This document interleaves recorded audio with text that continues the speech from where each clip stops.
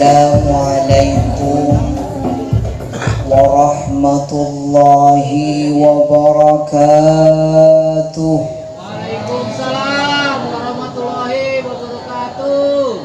Alhamdulillah wassalatu wassalamu ala sayyidina Rasulillah wa ala alihi wa ashabihi wa man walah wa man tabi'ahu hudah. Allahumma salli ala sayyidina Muhammad salatan tuslihu bihal qulub wa taghfiru bihal dhunub wa tantaliqu bihal usub wa talinu bihas su'ub wa ala alihi wa ashabihi wa man ilaihi mansub.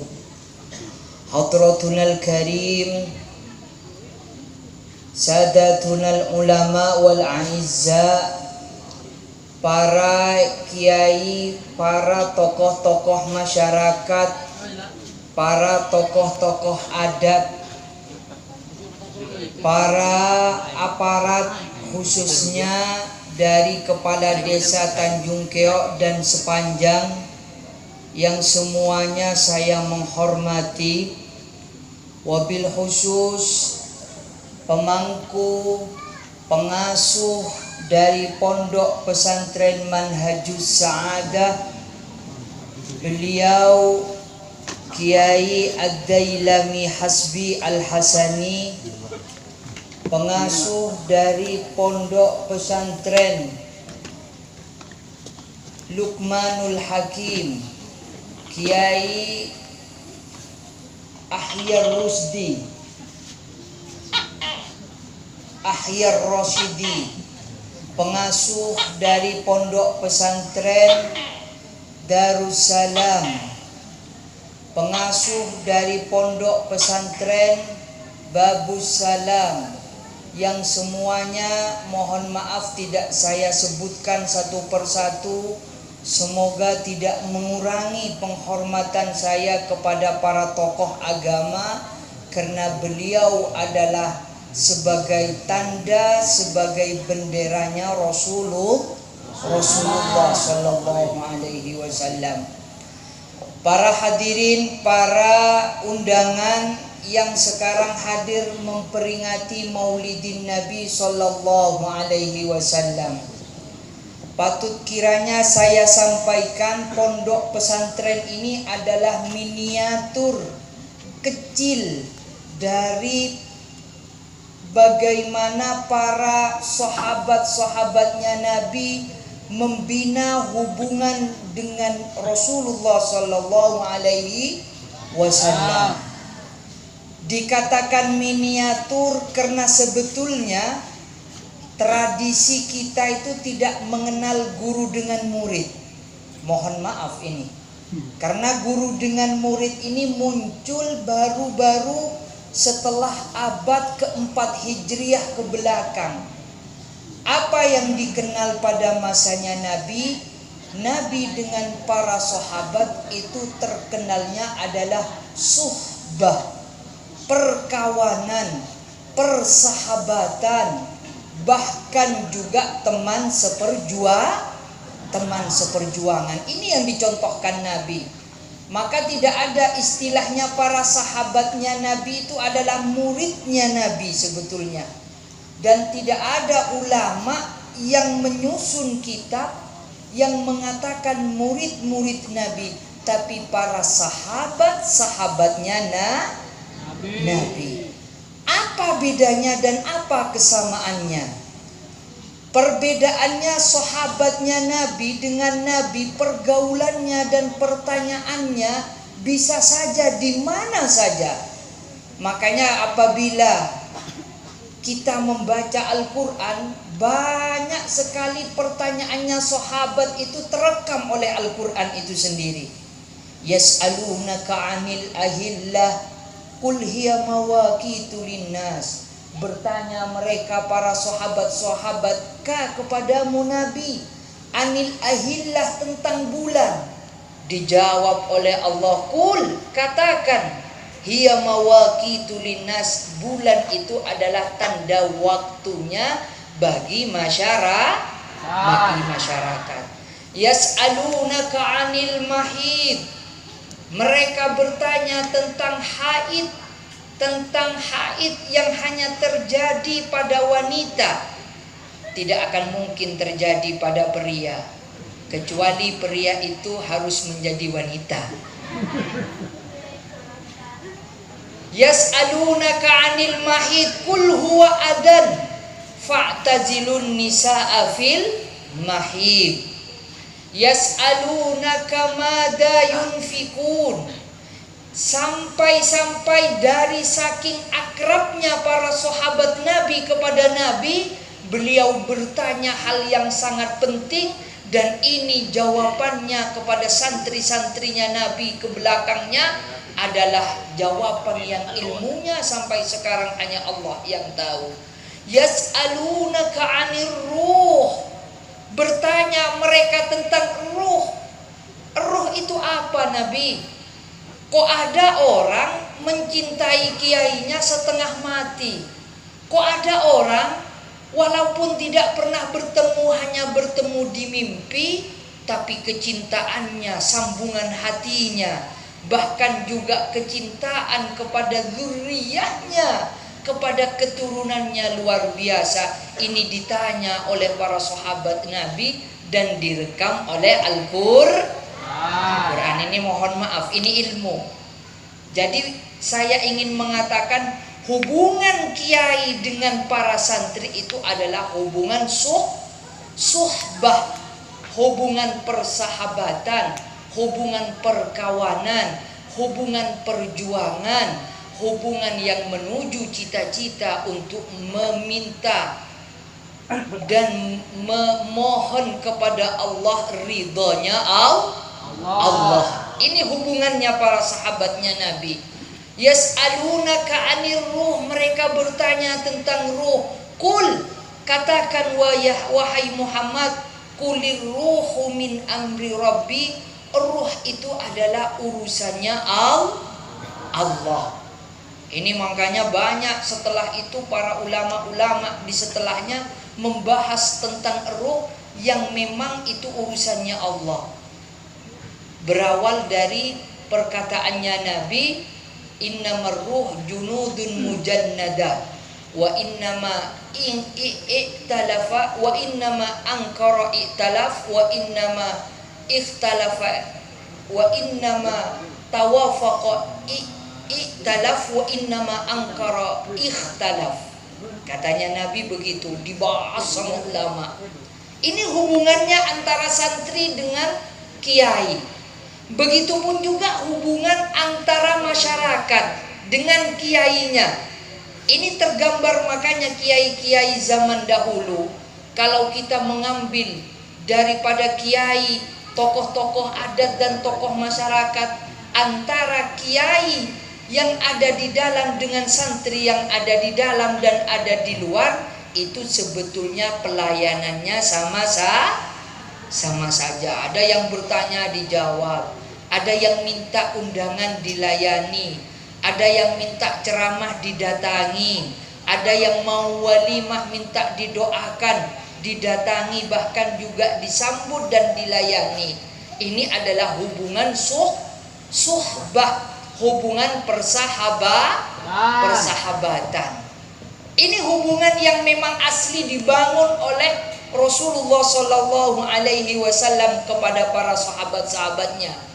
Makanya kalau Anda melihat sejarahnya Nabi kepada sahabatnya, hanya sahabat-sahabat yang tua yang bisa dibilang kalau diibaratkan dengan prajurit ring satu, itu yang tidak bisa dan tidak mampu bertanya kepada Nabi.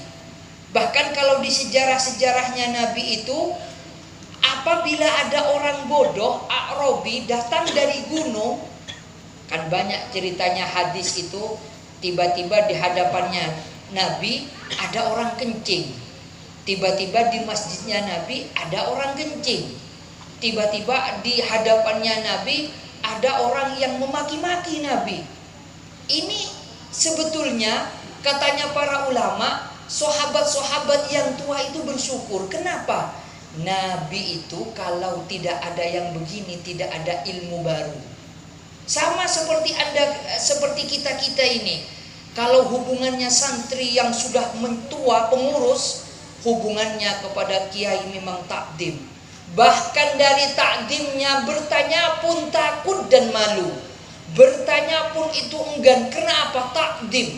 Di sininya sudah faham, di sininya terisi cinta. Allahumma sholli ala Muhammad. Allahumma sholli alaihi. Ini sahabatnya Nabi dengan Nabi. Didadana seperti Sayyidina Abu Bakar, Sayyidina Umar, Sayyidina Uthman, Sayyidina Ali, Sayyidina Talhah, Sayyidina Abdurrahman bin Auf, Sayyidina Sa'ad ibni Ubadah. Ini semuanya sahabat-sahabat ring satu. Bertanya pun itu tidak memungkinkan kepada Nabi. Karena apa? Faham siapa Nabi, faham siapa gurunya, dan di hatinya berisi mahabbah, cinta. Makanya kalau digambarkan di berbagai ceritanya Nabi, sahabat-sahabat Nabi itu apabila mendengar ucapannya Nabi, ka'annahum ru'usuhumut thair, seakan-akan di kepalanya para sahabat itu ibarat ada burung yang hinggap namun tidak bisa pergi kemana-mana karena saking tenangnya, tidak berubahnya, bahkan tidak bergesernya. Jadi kalau mendengar ucapannya Nabi itu sambil membungkuk dan sambil usuk. Andaikan ada burung yang hinggap, burung pun itu tidak akan pergi dari saking tenangnya. Ini adalah sahabat-sahabat ring satu yang sangat tahu kepada haliyahnya Nabi. Allahumma sholli ala Muhammad. Allahumma sholli alaihi. Allahumma sholli ala Muhammad. Allahumma sholli alaihi. Tapi para sahabat-sahabat di belakangnya ini yang memang tidak mengerti kepada Nabi, 24 jam bertanya kepada Nabi, ya Nabi, kenapa kalau kiamat itu tidak dikatakan sangat dekat dengan Anda? Anda mengatakan ana wa kasa'ah kahatain. Saya dengan kiamat ini ibarat dekatnya antara jari telunjuk dan jari tengah. Nabi mengatakan begini, ada yang mengatakan kepada anak yatim, ana wa kafilul yatim kahatain. Saya dengan pengasuhnya anak yatim dekat seperti ini. Saya dengan kiamat juga dekat antara jari telunjuk dan jari tengah. Kenapa Nabi sampean kok mengatakan begitu, sedangkan saya ini masih tidak ingin kiamat? Kamu ingin apa? Ingin selalu bertemu denganmu wahai Nabi. Allahumma sholli ala Muhammad. Allahumma sholli alaihi. Ditanyakan oleh para sahabat-sahabat kecil, ditanyakan. Nabi itu akrab sekali dengan para sahabat-sahabat kecil. Bahkan ceritanya Nabi itu kalau menggendong Sayyid Hasan, Sayyid Husain sambil sholat, mesranya, akrabnya. Tapi yang tahu bagian sahabat-sahabat yang besar, yang tahu, yang sudah diisi mahabbah, jangankan bertanya, jangankan tidak menoleh kepada Nabi, karena besarnya takdimnya, besarnya cintanya, dan besarnya penghormatannya. Allahumma sholli ala Muhammad. Allahumma sholli alaihi. Semoga ilmu ini manfaat. Amin. Amin. Amin. Makanya kiai itu harus siap menghadapi sahabat-sahabat santrinya dari berbagai macam watak, dari berbagai macam ilmu. Bahkan bisa dibilang harus siap menghadapi masyarakatnya yang berbagai latar belakang. Allahumma sholli ala Muhammad. Allahumma sholli alaihi. Jadi kiai itu tidaklah mudah, karena ada wirasah, ada warisannya para nabi. Harus siap melayani umat. Makanya saya waktu ditelepon sama Ustadz Dailami, kapan sampean ke Sepanjang? Waduh, saya langsung ingat Ki Sufyan. Saya kalau nggak datang ke sepanjang ini dimarahi sama Abah ini. Allahumma sholli ala Muhammad. Kenapa? Karena warisannya Nabi itu bukan hanya kiainya santri. Warisannya Nabi itu bukan hanya kiainya masyarakat. Bahkan kalau mampu bukan hanya kiainya orang tua, namun juga bukan kiainya anak muda. Nabi diutus rahmatan lil alamin, diutus kepada setiap dan segala lapisan masyarakat. Yang bodoh dilayani, yang miskin dilayani, yang kaya dilayani, yang alim dilayani, yang ustadz dilayani.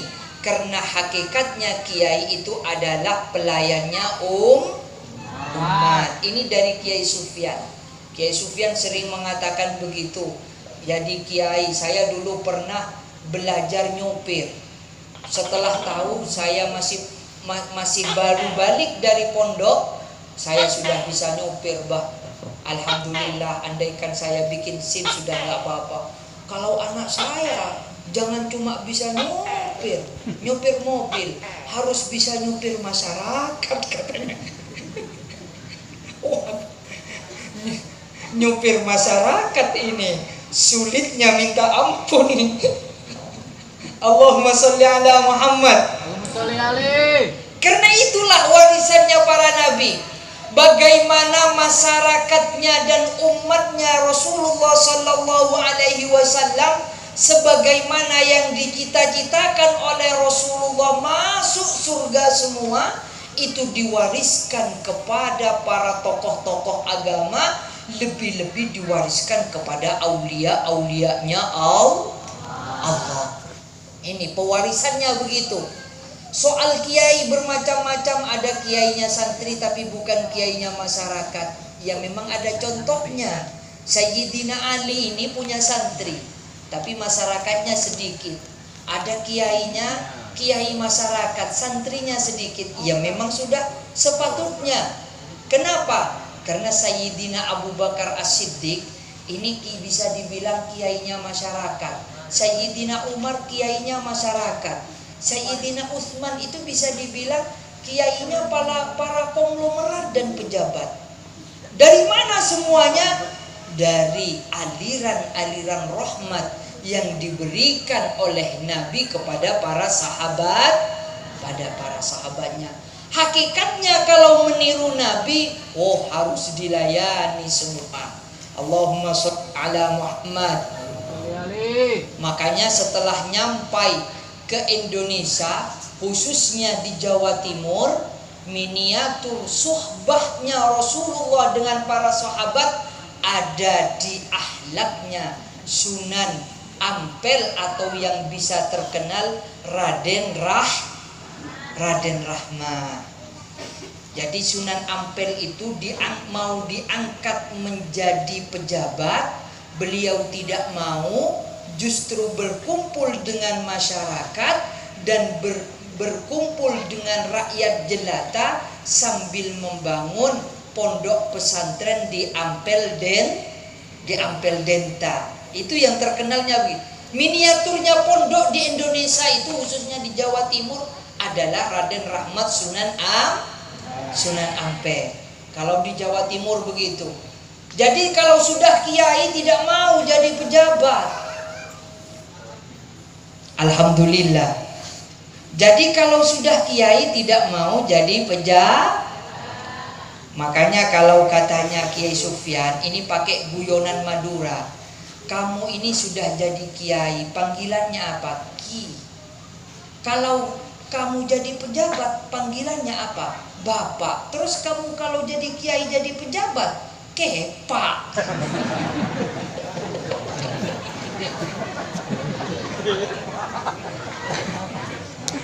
Ini guyonannya beliau.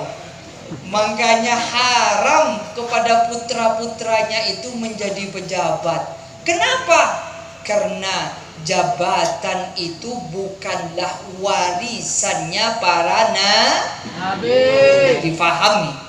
Paham? Alhamdulillah. Makanya kita doakan anak-anaknya Kiai Dailami ini biar istiqomah di pondoknya. Jangan sampai ada yang kepingin jadi DPR. Apalagi sekelas kepala desa. Allahumma sholli ala Muhammad. Amin. Allahumma amin. Kenapa sekali kiai itu pingin memegang jabatan, maka disitulah mulai kabur. Yang mana urusan agama, yang mana memang itu urusan masyarakat. Karena kata Kiai Sufyan, toju ika toju ena kenengi kenenganna lakoni lakona. Itu kata beliau, bahasa Maduranya. Duduki tempatmu, kerjakan kerjaanmu, fungsimu ada di mana, itulah yang kamu kerjakan. Makanya kalau jadi pelayannya umat, itu semuanya kemuliaannya dari Rasulullah Sallallahu Alaihi Wasallam. Semoga banyak manfaatnya. Amin. Allahumma amin. Ini sebetulnya saya mau mengisi maulid. Nanya ke Ustadz Dailami barusan, saya mau ngisi apa? Pesantren kiai dengan santri. Ya mohon maaf, mere kan ini. Saya dulu pernah ada di keluarga saya itu sama masyarakat digadang-gadang untuk jadi bupati. Dukungannya sangat luar biasa.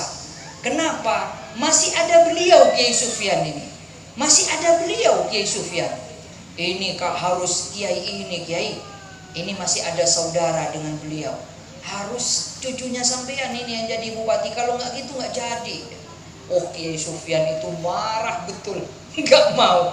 Kenapa? Takut hilang wirasah atau warisannya Nabi yang lebih mulia dari jabatan. Allahumma sholli ala Muhammad. Makanya kalau jadi kiai itu sudah kepalang tanggung, jangan noleh-noleh sudah. Jangan noleh-noleh sudah. Justru kalau tidak noleh, katanya Sayyid Muhammad bin Alawi Al-Maliki, santri saya ini, kalau saya haramkan jadi pejabat-pejabat pemerintahan. Tapi kalau jadi habis itu meninggalkan pondoknya, habis itu meninggalkan ngajinya, habis itu meninggalkan istiqomah sholat 5 waktunya, saya doakan seanak cucunya tidak akan pernah mulia di hadapan Allah. Aduh, makanya itu larangan keras.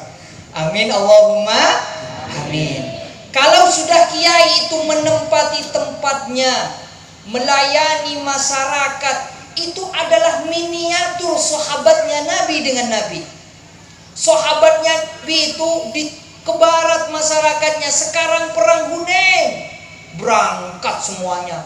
Sekarang perang Badar, makanya kalau di sejarah-sejarahnya Nabi, hampir setiap bulan Nabi itu berperang. Hampir setiap bulan itu Nabi berperang. Dan perangnya tidaklah dekat-dekat, justru jauh. Bahkan perjalanannya ada yang 3 hari dan perangnya 2 hari. Allahumma sholli ala Muhammad. Sekarang perang Badar, ikut perang. Makanya kalau di Al-Quran sering diucapkan orang yang diajak oleh Nabi, yang diajak oleh para kiai tidak mau membangun agama, kalau bahasa Al-Qurannya itu munafik. Tahu bahasa munafik yang paling ngetren dan viral sekarang? Bahasa munafik sekarang ini menjadi ngetren dengan bahasa netral. Saya netral saya. Saya netral. Itu kalau zamannya Nabi itu munafik. Alhamdulillah Nabi sudah tidak ada, sahabat tidak ada, jadi munafik itu jadi bahasa keren, netral.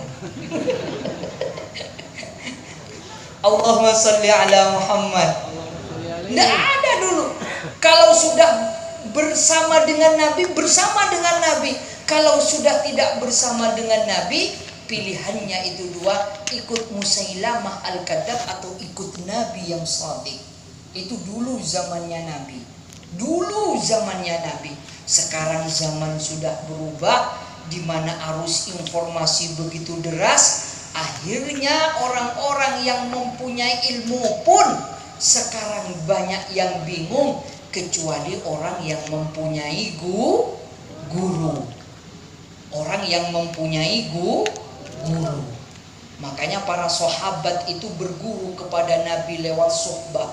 Para tabi'in itu berguru kepada para sahabat. Para tabi'in itu berguru kepada tabi'in.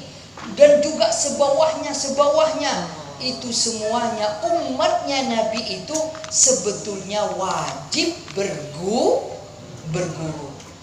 Kepada siapa kiai berguru? Lah ini standarnya itu kalau di kitab tinggi sekali. Orang yang sempurna syariatnya, orang yang sempurna ilmu hakikatnya, orang yang sempurna dan istiqomah ibadahnya.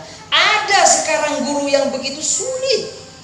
Makanya oleh para guru banyak dikatakan, khususnya diawali oleh Waliullah Ibrahim Ad-Dasuki mengatakan bahwa sholawat kepada Nabi dapat menggantikan guru ruhani.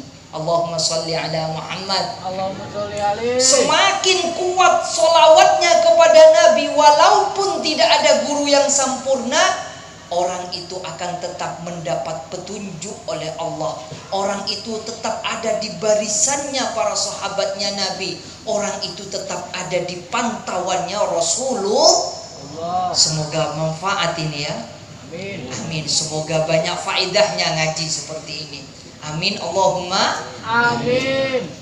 Ini yang ada semenjak sejarah dari awal Islam. Semenjak ada kiai-kiai yang aulia-aulia dimanapun berada, di tanah apapun, di suku apapun, itu mesti ada tokohnya, mesti ada aulianya, mesti ada yang penyambung lidahnya, penyambung ruhaninya, penyambung sambungannya kepada Rasulullah. Pasti itu. Di mana saja, di suku apa saja. Kalau hidup Islam di zaman itu pasti ada gurunya. Allahumma sholli ala Muhammad. Saya ingin membuka sejarah lebih ke atas sedikit, dan mungkin semoga berfaedah kepada para pejabat-pejabat dan juga berfaedah kepada para ustadz-ustadz. Jujur, setelah Rasulullah Sallallahu Alaihi Wasallam wafat, digantikan oleh Khulafaur Rasyidin, diganti oleh 4 khalifahnya, Abu Bakar, Umar, Utsman, Ali. Setelah itu dipimpin oleh para raja. Dipimpin oleh para raja ini yang adil cuma 1 kali, ketika dipimpin oleh Umar ibni Abdul Aziz. Umar ibni Abdul Aziz ini dari klan Muawiyah. Itu hanya memerintah 2 tahun. Setelah 2 tahun itu diganti oleh orang dolim. Bahkan semenjak Umar Abdul Aziz itu dikatakan, katanya, dari saking barokahnya, dari saking adilnya, itu tidak ada tumbuhan yang tidak berbuah di masa jabatannya. Tidak ada hewan yang tidak beranak. Tidak ada masyarakat yang tidak makan. Bahkan tidak ada, bisa dikatakan tidak ada masyarakat yang tidak sejahtera. Kenapa? Karena barokahnya langsung dari Allah. Dari apa barokahnya? Dari pejabat yang adil. Itu Umar ibn Abdul Aziz 2 tahun. Setelah itu diganti Marwan, diganti Yazid. Itu orang dolim semuanya. Makanya hitungannya pemerintahannya Muawiyah itu sebentar. Tidak sampai 30 tahun. Mungkin kalau dihitung hanya 11 tahun. Habis itu diganti oleh Abbasiyah. Abbasiyah pun itu untuk mendongkrak namanya, memakai keluarganya Nabi. Akhirnya dipanggil semua tokoh-tokoh masyarakat. Saya ingin membentuk suatu pemerintahan yang didukung oleh keluarganya Nabi, anak keturunannya Abdullah bin Abbas. Ternyata setelah berkuasa, anak-anaknya Nabi dikhianati, yang mana karena pengkhianatan ini akhirnya sebagian sadah habaib pergi ke Yaman, tidak mau ikut politik lagi dikarenakan kecewa pada waktu itu, sampai bertapa kepada Allah meminta keturunannya yang mulia. Daulah Abbasiyah, kerajaan Abbas berapa tahun? Sebentar. Kenapa? Karena zalim tidak menghargai para aulia. Kalau tidak salah itu 21 tahun. Setelah Abbasiyah diganti oleh raja-raja kecil, banyak. Setelah raja-raja kecil ini baru ada kerajaan Islam di Turki, yang mana bisa dibilang paling lamanya kerajaan. Bahkan kerajaan Mataram dan kerajaan di Jawa ini, di Kudus, itu dulu pernah ada dan mengakui di bawah kerajaan Turki Utsmani. Itu jabatannya 350 tahun. Jadi 3 abad setengah. Kenapa kok begitu lama? Semenjak dari Ertugrul, pembuat kerajaan awal ini, beliau sudah berjanji bahwa yang ada di depan kerajaan saya ini harus aulianya Allah. Biar sudah aulianya Allah ini tidak duduk di jabatan, tapi keputusan-keputusan penting harus pergi ke kiai-kiai kampung. Allahumma sholli ala Muhammad. Allahumma sholli alaihi. Makanya barokah sehingga para guru-guru itu mengatakan idealnya pemerintahan itu harus bekerja sama dengan para ulama, harus dengan ulama, jangan ulama bekerja sama dengan pemerintahan. Tahu kan bedanya? Amin Allahumma amin. Banyak yang tertawa, banyak yang ngerti berarti ini. Alhamdulillah. Itu dimanapun saja, kalau raja itu tunduk kepada kiai, pasti rajanya itu akan dikenang sepanjang masa. Contohnya, dulu di masa Harun ar-Rasyid, itu kerajaan Abbasiyah, itu tunduknya kepada Imam Malik luar biasa. Kamu pergi dari kerajaan ini selama 1 minggu, kamu perang ke sana, jangan diurusi kerajaan, buka semuanya kerajaanmu, kamu mulai ngaji ke saya. Dibuka semuanya jabatannya, hanya untuk mengharap ridho dan doanya para kiai. Pada waktu itu ada Imam Malik. Begitupun juga punya anak Harun ar-Rasyid ini, Ma'mun, punya anak Rasyid, punya anak Irsyad, punya anak banyak yang tidak bisa mewarisi juga seperti ayahnya. Makanya di pemerintahan setelahnya banyak goyangnya. Kenapa? Karena pemerintahannya tidak ditopang oleh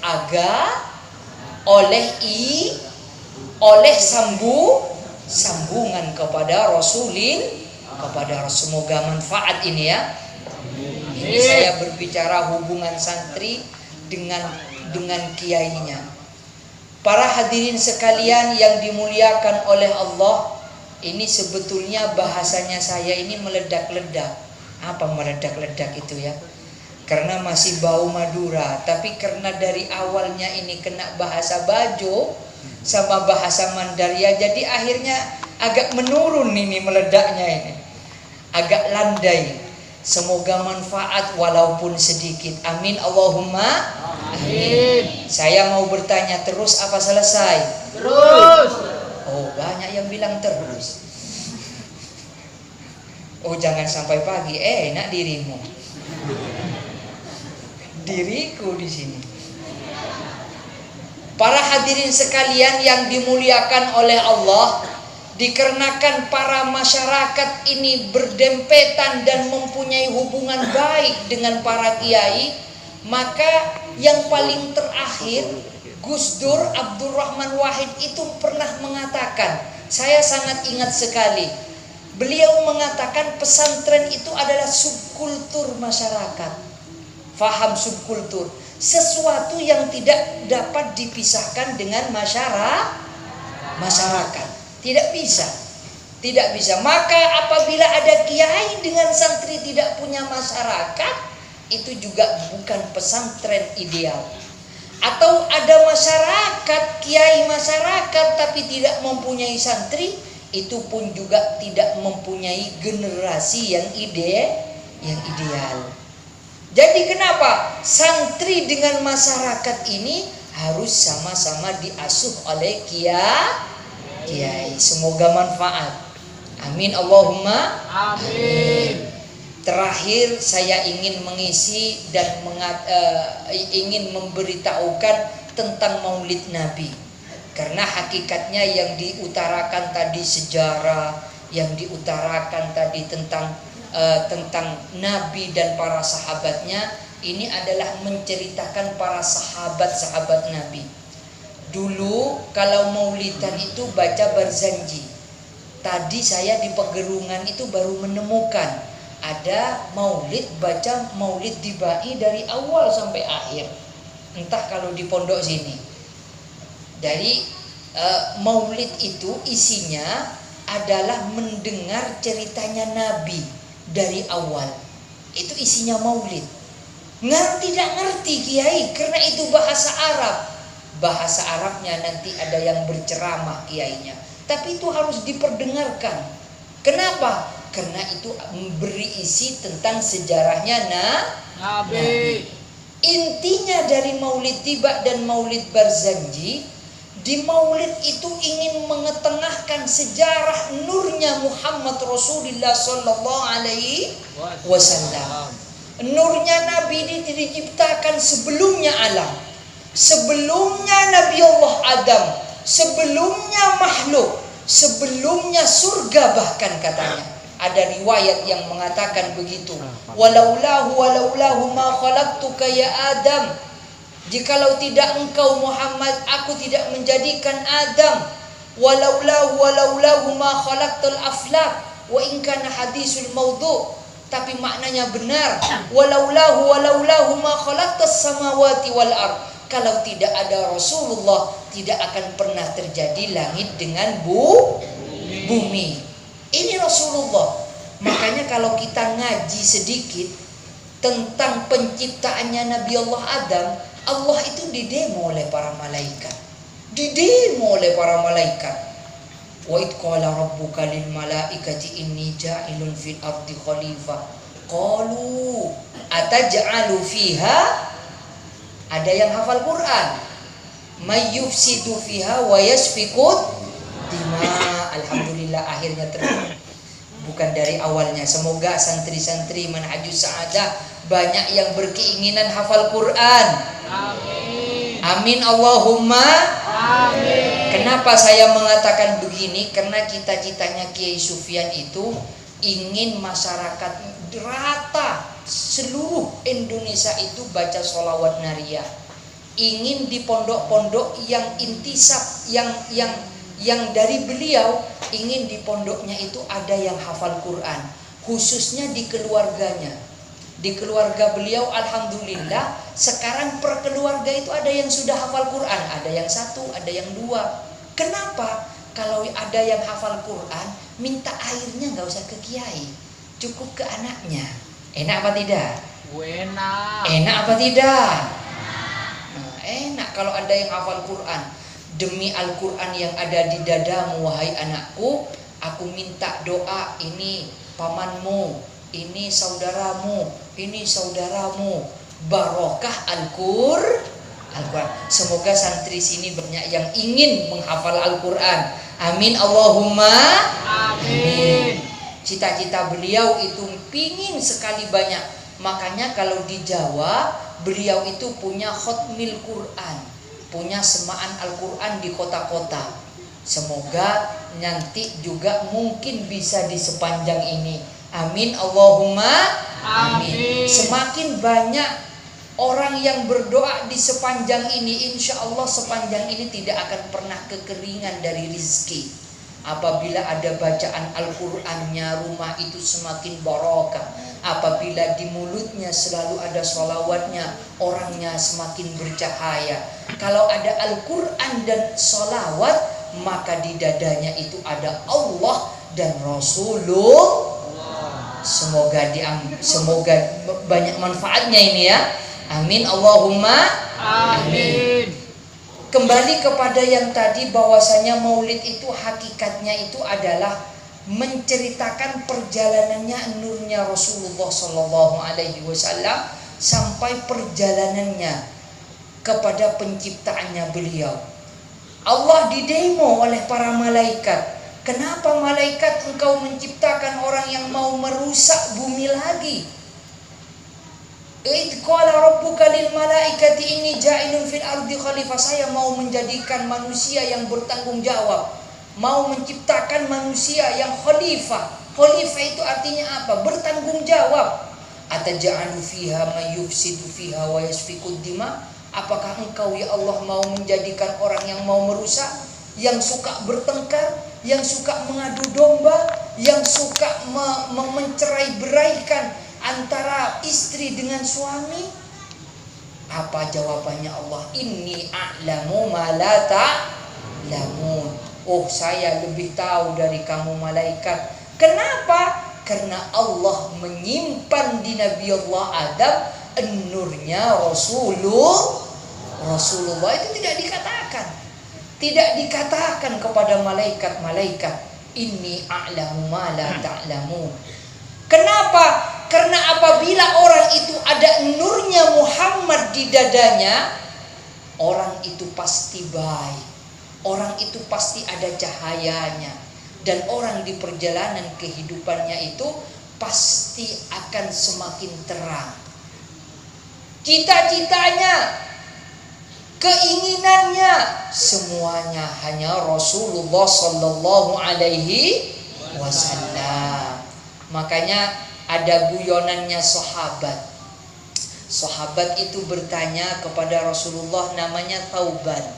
Thauban itu akrab dengan Nabi. Di suatu hari dia murung, dia sedih. Kok biasanya orang ini longor? Kalau bahasa Maduranya apa longor? Kalau bahasa Kangiannya, kalau bahasa sepanjangnya, longor itu apa ya? Suka bergurau dan ngomongnya ceplas-ceplos gitu loh. Apa namanya bahasa sini? Bangun. Kalau bahasa Maduranya longor. Thauban ini longor. Apa dengan Nabi itu ya sekenanya, ya memang orang awam dan bukan orang yang seperti Sayyidina Abu Bakar. Pernah murung di suatu tempat, Nabi lewat.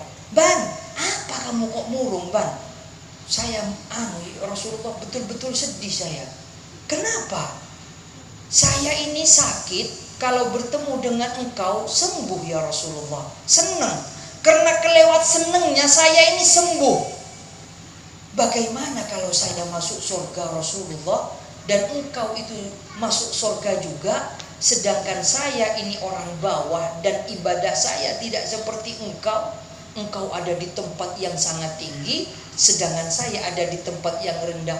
Apakah saya bisa bertemu besok di surga ya Rasulullah? Sedih itu, nangis di hadapannya Rasulullah. Rasulullah misem sambil tersenyum sampai diturunkan ayat oleh Allah, wa may yuti'illah war rasul faulaika ma'al ladina an'amallahu alaihim minan nabiyyin wasyiddiqin wasyuhada wasalihin.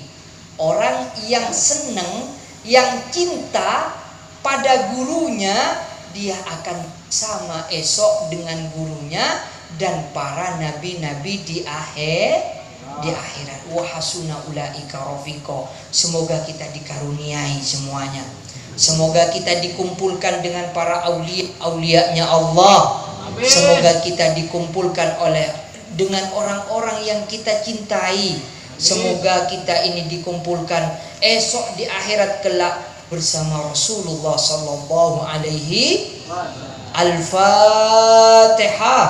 A'udzubillahi minasyaitonirrajim. Bismillahirrahmanirrahim. Alhamdulillahirabbil alamin arrahmanir rahim. Iyyaka nasta'in ihdinas shiratal. Wabillahi taufiq wal hidayah war ridha wal inayah. Wassalamualaikum warahmatullahi wabarakatuh. Waalaikumsalam.